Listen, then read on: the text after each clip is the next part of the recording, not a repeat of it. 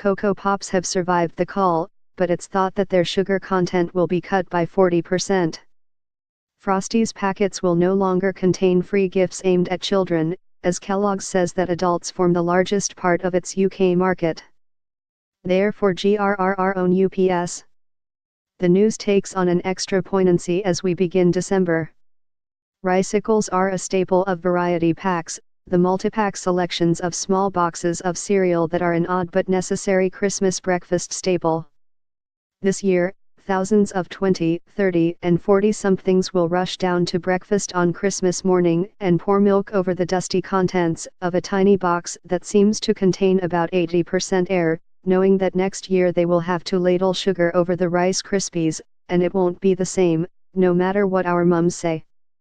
It feels like the end of an era, even though I'm not sure I could name anyone who has bought a full-size box of Ricicles since 1992. I wonder whether that's part of the problem. When every brand, from Cocoa Pops to Coca-Cola, is claiming to be serious about reducing its sugar content, a slightly healthier version of Ricicles would have been easy enough to make. However, millennials don't eat cereal. In 2015, a Mintel survey found that 40% of respondents said it was an inconvenient breakfast choice because you had to wash your bowl afterwards. Presumably we'll only get our hands dirty if there's an avocado on offer. Kellogg's may well be committed to getting us to eat less sugar, but I don't think they are simply doing it for the good of our health. They're following a trend, and the way we eat breakfast has been changing significantly over the last few years. I've always believed cereal to be the staple of the generalzer. The most prolific cultural cereal eater I can think of is Jerry Seinfeld, who, in his eponymous sitcom, kept an array of cereals on his kitchen shelf, and tucked into them at all times of day. He even ordered cereal as an entree when he ate at Monk's, the diner he frequented.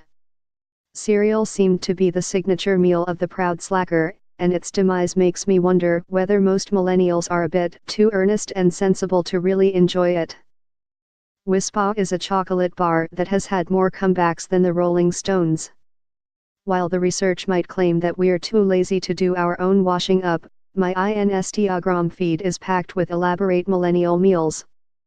We're smoking our own tofu and crafting carbs from kale. We eschew dairy for cashews.